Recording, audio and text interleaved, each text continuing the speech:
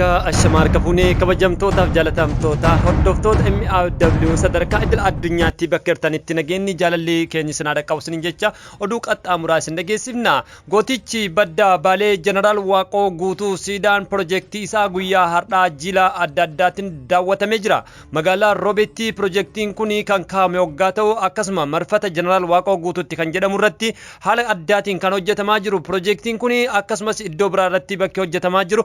Guyyaa har'aa jila adda addaatiin maatiiwwan isaatii fi kantiibaa bulchiinsa magaalaa Roobeetiin daawwatamee jira. Kuni kanumaan osoo jiru keessaayyuu guyyaa har'aa biyya UK keessatti hayyuu gameessa Bulloo Jawaar Mohammad simachuudhaaf qeerroon Oromoodha haala addaatiin akkuma iskiriinii irraa argitan kanatti qophii addaa keessa jiru. Kunniinis odeelee adda addaati akkasuma mootu shamarreen teenya falmattuu carcar guyyaa har'aa qophii addaa keessaayyuu Sheekh Muhammad Umar Qaadii eenyudha kan jedhu sagantaa addaas qabatteerti. Turtii gaarii akkan wajjin gootan gammachuun isin affeerra. Keessaayyuu waa'ee gooticha Jeneraal Waaqoo guutuu yoo yaadanne bara dhumbir lola gurguddaa geggeeffamaa ture sirna balaaleffannaa Imperiyaal Itoophiyaa cabsuudhaaf mootummaa Haile Sillaaseetiin kokkee wal qabaa turan keessaa goonni kun hangafa jechaadha. Keessaayyuu dhaloonni har'aa wanti itti yaadatamu yoo jiraate dhugaa dubbachuudhaaf Jeneraal Waaqoo guutuu waan jira keessaayyuu akkuma artiista Caaluu Hundeessaa biyyoonitti salphattu artiista Caaluu Hundeessaa gootota Oromoo hundaa waame goota baddaa Baalee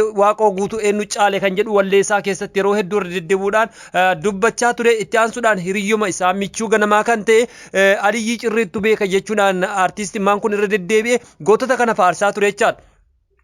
Kanaan wal qabachuudhaan yaadannoon isaa piroojeektiin akkuma suuraa irratti argitan kanatti guyyaa har'aa magaalaa Roobeetitti akkasuma qabeenya godinni sun qabu gadamsa isaan bukkee kaaniiti suuraan haala addaatiin tolfamaa jiraachuu isaa guyyaa har'aa kantiibaan magaalaa Obbo Nigaatu mootummaa kallattiidhaan hawaasaaf ifoomsanii jiran jechaadha. Kunniin waan jabeeffamuu qabudha. Akkuma argitan yeroo darbee sochii adda addaa godinuma kana keessatti raawwatamaa ture. Guyyaa har'aa ammootu daawwiin godhame keessaayyuu hawaasni komii adda addaa kaasaa ture. Komiin hawaasni kaasaa ture keessaa tokko siidaan Jeneraal Waaqoo guutuu jedhamu malee suuraan isaanii irra hin jiru, fakkiin irra hin jiru kan jedhu komiin adda addaa darbaa turan kan jedhu kallattiilee adda addaatiin dhufaa jiran jechaadha. Kanumaan wal qabachuun guyyaa har'aa maatii firoottan Jeneraal Waaqoo guutuu kan ta'an goota baddaa Baalee bakka sanittis dhaqanii daawwachuun isaa guyyaa har'aa kallattiidhaan dhugoomee jira jechaadha. Keessaayyuu yeroo ammaa kanatti godina Baalee keessatti naannoo adda addaatti kan akka magaalaa Goobbaa yoo fudhanne fageenya kiiloomeetira 15 hin caalle magaalaa Roobirraa kan argamtuu fi magaalaa guddoo godina lammaffaa taatee tajaajilaa kan jirtu. Magaalaa Goobbaa keessattis wal'aansoo gurguddaa godhamaa tureen wareegama gurguddaa godhamaa tureen bara darbee jechaadha bara 2018 2017 wareegama gurguddaa godhamaa tureen ijoolleen hedduun itti wareegamanii qabsoon hadhaa waan godhame siidaan gootichaa abbaa citee Oromoo Haaji Adam Saaddoodhaas dhaabbatee ture jechaadha. Farda isaa wajjin keessaa yoo marfata magaalattii naannawa buufata konkolaataa fuulduratti haala addaatiin qophaa'ee eebbifamee jira jechaadha. Miidhagina addaas kennee jira. Aayidentitii naannichaas Oromummaa akka urgaa godhee jira jechaadha. Haaluma kanaanis marfata magaalaa Roobee yeroo hedduu jidduu sanirratti kan ture bishaanii fi wantoota adda addaatu ture. Kanaaf marfanni Waaqoo guutuu jedhamee moggaafame wanti isaan ibsu tokko jiraachuu qaba, wanti isaan mul'isu tokko jiraachuu qaba kan jedhuun hawaasni naannichaa walii galanii waan kana dhiyeessanii akkasumatti yeroo ammaa kana bakka adda addaa keessattis piroojeektiin kun kan dhaabbataa jiru ta'uu ifoomsanii jiran jechaadha. Waaqoo guutuu faawundeeshiniinis armaan dura yaalamee ture hangam takka hojiirra akka jiru odeeffannoo adda addaa hordofnee isin biraan geenye jechaadha. Itti aansuudhaan akkuma beeknu gootichi qabsaan hayyuun Oromoodha Jawaar Mohammad addunyaa kanarra biyyoota adda addaa biyya Jarman takka jechuudhaan kan jalqabe akkasumatti biyya Faransii fi Suwiidin Norweey fi biyyoota Awurooppaa keessaa Western kana keessatti hawaasa isaa sirna galateeffannaa magaalota adda addaa keessa geggeessaa ture. Har'as akkuma saniin jechaadha. Keessaayyuu hawaasni Norway magaalaa Oslootti guyyaa elgaddachaadha gaafilee gurguddaa gaafataa turan artistoota gameeyyii kan qabdu biyyi Norway magaalaa Osloo keessatti kan argaman dhalattoota Oromoo kan ta'an kan akka Haayiluu Kitaabaa artistii gameessa Oromoon qabdu keessaa qabsoo Oromoo keessa ture artist Haayiluu Kitaabaa jira, Muktaar Usmaan jira. Artistoonni kunniin artistoota gameeyyii gurguddoo keessa ture. Kanaan wal qabachuun gaafileen gurguddaan gaafatamaa turan jechaadha. Guyyaa har'aas gara Western biyya guddoo kan taate UK yookaan England magaalaa Bolton naannoo magaalaa Manchester jechaadha. Hawaasni keenya akkuma argaa jirtan kana viidiyoodhaan isa simachuudhaaf qophii keessa jiranii simannaan kun ammoo simannaa addaa haala addaa kan godhee fi qeerroon hedduun kaleessa falmataa turan keessaayyuu bara maaster pilaanii 2014 kan biyya baanii biyya san keessatti qubatan hedduun isaanii industiraal eejii warra biyya jijjiiruu danda'u warra humna gurguddaa qabu ijoollee lafaa dhufaa jiran hedduudhaan kan dabaalamte ta'uu keessaayyuu wal dorgommiilee darban Oromoo sookaa kilabii irratti argineen jirra. Har'as kan argaa jirru kanuma jechaadha. Keessaayyuu hiriira gurguddaa addunyaa irratti beekaman keessa magaalaan tuni waan addaa wayii raawwattee turte. Keessaayyuu gaafa rakkinni addaa uumamee fi gaafa Haacaaluu Hundeessaa ajjeefame mormii gurguddaa dhageessanii turanii siidaa Hayilee Sillaasee buqqisuu sadarkaa san ga'anii jiranii artiistii gameessa kan akka Shukrii Jamaalii fi akkasuma kan akka Maammunaa ijoollee lafaa dhufaa jirtu akkasuma mootu Firoomsaa Xaahir ijoollee gameeyyii hedduu kan of jalatti hammate jiilli kun jechaadha. Magaalaa UK keessatti Maanchistarii fi magaalaa Booltan keessatti sochiin godhamaa ture. Hangana jedhamee waan dhiifamuu miti. Keessaayyuu shamarran hedduun isaanii daandii irra guyyaa torba buluudhaan sagaleen uummata keenyaa dhagahamuu qaba, lubbuun obboleessa keenyaa karaa seeraatiin nu dhiyaachuu qaba kan jedhu komiilee adda addaa geggeessaa turan. Guyyaan suni guyyaa seenaa guddaa qabu. Shamarreen ulfaa manguddoon shamarreen dhaltees kaateetiin sagalee yeroo dhageeffachaa turte. Magaalaan tuni magaalaa seenaa guddaa qabdudha. Kun kanumaan osoo jiru gaa sagantaan keenya akkuma itti fufee jira. Kallattiidhaan kan itti isin deebisu obboleettii teennaa kabajamtuuf jaalatamtu obboleettii teenyatti isin deebisaa yoo isin toorarra hin jirre mootu sagantaan keenya akkuma itti fufee jira. Falmattuun Ancarisii waa'ee alaabaa Oromootiin wal qabate alaabaa Oromoo kana jalqaba irratti eenyu hojjete kan jedhu qophii ishee kan qopheessitee jirti. Isas gurra isin buufnaa yoo isin online irra hin jiraanne taates kallattiidhaan yaada keenya istiidiyoo MW irraa gurra isin geenne jechuun barbaada. Kan dhageeffachaa jirtan nagaa isin daganne ammas irra deebinee yooyyaa isin hin jenna.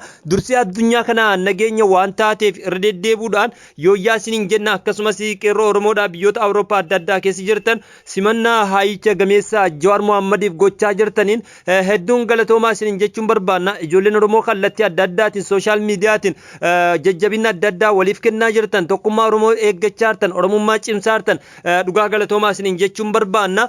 Yeroo ammaa kana Oromoon tokkoof tokko carraan inni qabu wal dhaga'u waliif ilaaf ilaameedhaan deemuu qaba kan jedhus ergaaleen adda addaa darbanii jira waltajjiilee darban keessa jechaadha. Sagantaan keenya akkuma itti fufee jira turtii gaarii isin jenna. Egaa akkuma jechaa turretti sagantaan keenya tamsas kallattii MW irraa itti fufee jira. Kan dhageeffachaa jirtan nuti qopheessitoonni sagantaa obboleettii tiyyaa falmattuu carcar asuma istiidiyoo keenyarraa wal wajjin ta'uudhaan sagantaa keenya kallattiidhaan isin biraan ga'uudhaaf qophii keessa gallee jirra.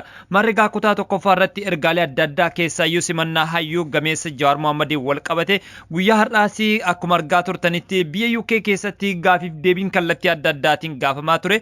Hayyuun kun dhugaa dubbachuudhaaf gaafiilee hedduun gaafatamaa ture. Gaafiilee kanaaf yeroo sanitti deebii gahaa deebisaa ture. Kan dhageeffachaa jirtan dhugaa isinitti himuudhaaf keessaayyuu waa'ee alaabaa Oromoo irratti sagantaa maanuun dhiyeessine waa'ee alaabaa Oromoo irratti dhugaa jirtu beekuu barbaanna. Alaabaa Oromoo kana akkamitti hojjetamte akkam turte kan jedhu gaafiileen adda addaa kallattiilee adda addaatiin nu dhaqqabaa ture. Kanaan wal jidduu gochuudhaan keessaayyuu sagantaa keenya kutaa tokkoffaa fi kutaa lammaffaa waa'ee alaabaa Oromoo qofaa miti waa'ee alaabaa Itoophiyaas haalli isinirra dhufaa turte. Keessaayyuu yeroo hedduu alaabaan biyya sanii jijjiiramaa dhufu sirnoota darban keessatti yeroo hedduu fakkiin akka leencaa irra kaa'amu fakkiin akka amantaa adda addaa ibsan irra kaawwamu wantoonni adda addaa logooleen adda addaa baandiraa Itoophiyaa yookaan alaabaa Itoophiyaa jedhamu imperiyaala keessatti kallattii adda addaatiin kaa'amu. Sagantaa keenya kutaa tokkoffaa fi lammaffatti gurra isin buufnee jirra. Kanaan wal qabachuun koomentiilee hedduu ilaaleen jira. Koomentiileen hedduun kan dubbatan keessaayyuu waa'ee alaabaa Oromoo irratti yaadota qaqqabdan nuuf qoodaa waan beektan irraa yaada nuu kennaa kan jedhu kallattii adda addaatiin nu dhaqqabe. Kanaaf nutis sagantaa kanarratti kallattiidhaan gurra isin buusuuf dirqamne. Kan dhageeffachaa jirtan gama MWtiin sagantaa tamsaasa kallattii waa'ee alaabaa Oromiyaa irratti fuulleffatee kan gurra isin buufnudhaan immoo obboleessa keessan qopheessaa sagantichaa akkuma jalqaba irratti ibsuuf yaaletti falmataa rooroti turtii gaarii isiniin jedha. Waa'ee alaabaa Oromoo hangam beekna kan jedhuu fi kallattiidhaan meegaa garma alaabaa Oromoo kanatti isin deebisaa turtii gaarii isiniin jedha. Sheek Muhammad Umar Qaadii abbaa alaabaa Oromoo The Fathers of Oromo Flag jedhamuunis beekamanii. bubbultu seenaan nama hin irraanfatamu namatu irraanfatama malee turii damma hin busheessu jedhu miire Oromoon jechuudhaan dubbatanii turiin damma hin busheessu mitiiree jechuudhaan Oromoon yeroo hedduu ergaalee adda addaa dabarfata. Yooyyaa Aishama harka fuunee kabajamtootaaf jaalatamtoota hordoftoota MW idil addunyaadha bakka jirtanitti nageenyi jaalalli Oromummaa fi obbolummaa sinaa qabu sinin jecha akkuma gaafii adda addaa nu gaafachaa jirtan kutaalee adda addaa sagantaa alaabaa biyya Itoophiyaa qopheessaa turtan waa'ee alaabaa Oromoo irrattis hubannoo fi yaada qabdan gurra nu buusaa jechuudhaan ergaalee adda addaa bifa yaadaatiin nuuf barreessitanii jirtan. Maarreegaa nutis kana hubannoo jiddu galeessaa godhachuudhaan gaafii keessan waan beeknuu fi waan odeeffannerraa gurra isin buusuudhaaf gama madda walaabuu YouTube chaanaaliitiin ergaa xinnoosii qabannee dhiyaannee jirra.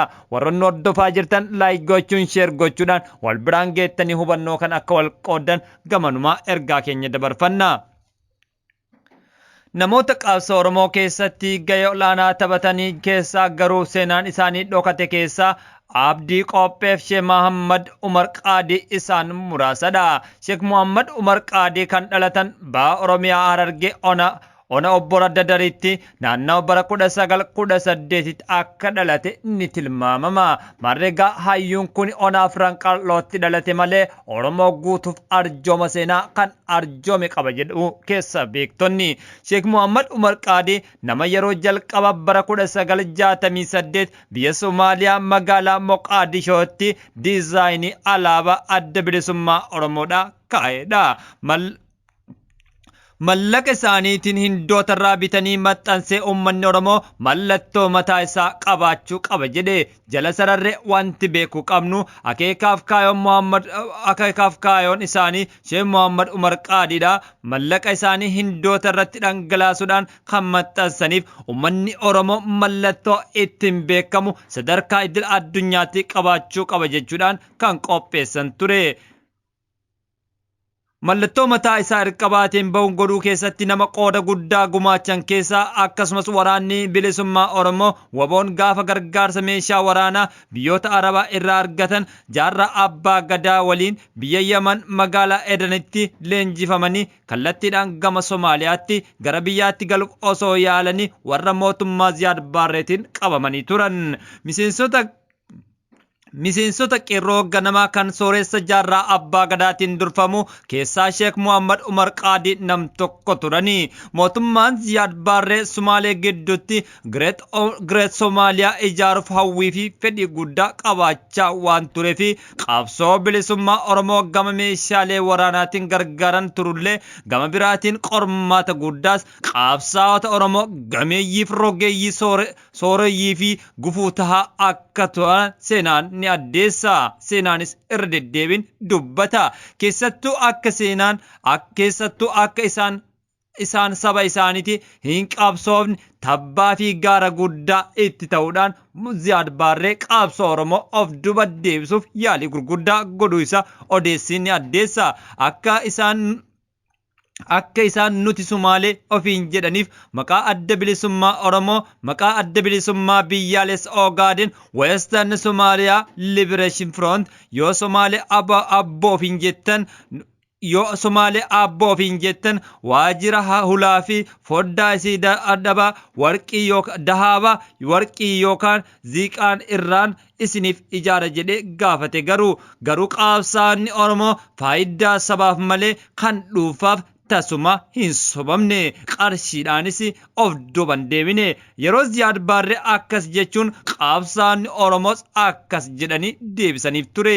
Wallaahi an Oromoodha jechuudhaan kakuu isaanii gama amantaa muslimaan ibsatanii wallaahi an Oromoodha Oromoo jennee baanee Sumaalee jennee hin gallu ni dhabamna malee lafa tanarraa banna malee wallaahi nuti Oromoodha Oromummaa kennaan galla malee Sumaalee jennee hin gallu jechuudhaan gootonni kun seenaa lafa kaa'atanii. Haji Abdullaahi Ganamoo nutis gabrummaa Habashaa jalaa dheessine kan isinitti baqanneef ummata keenya gabrummaa jalaa baasuuf malee gabrummaa biraa jala ummata keenya galchuuf miti jedhe Haji Abdullaahi Ganamoodha.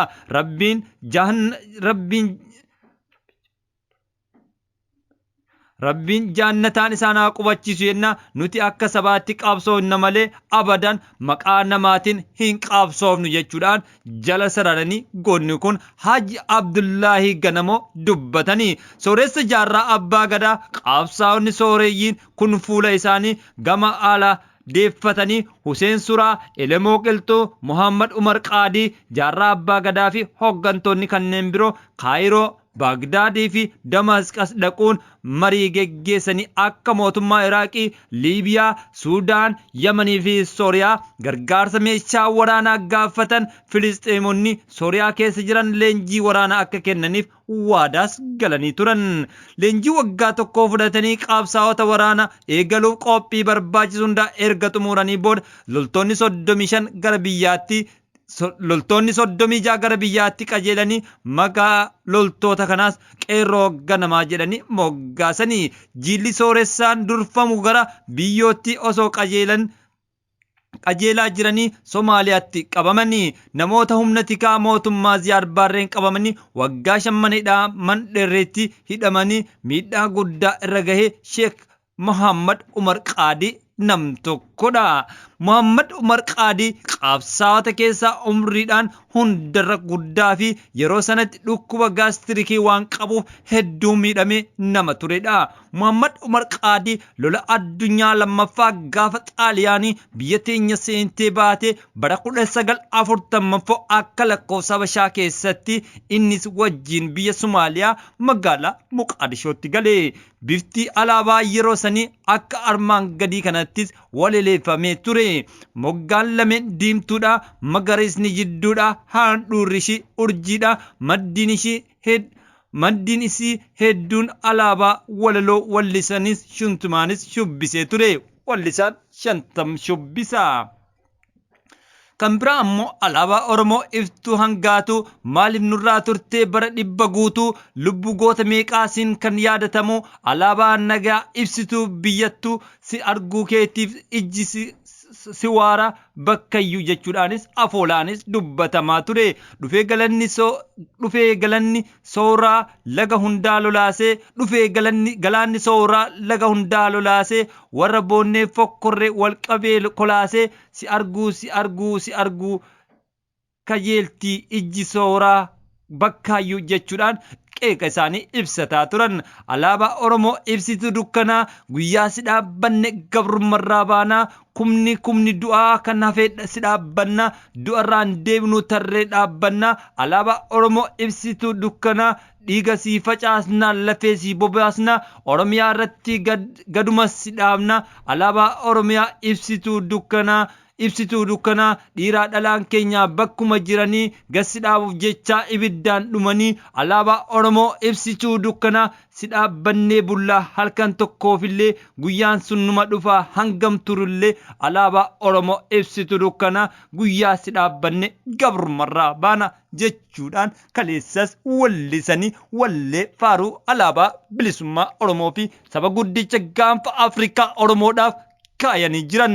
Mareega isaan hardhantana addunyaa kanarra du'aan deemanillee siinaan isaan dacheedhaa olitti hafee dhaloota hardhaatiin faarfamaa jira. Hojii gurguddaanis nu harka kaawwamee jira.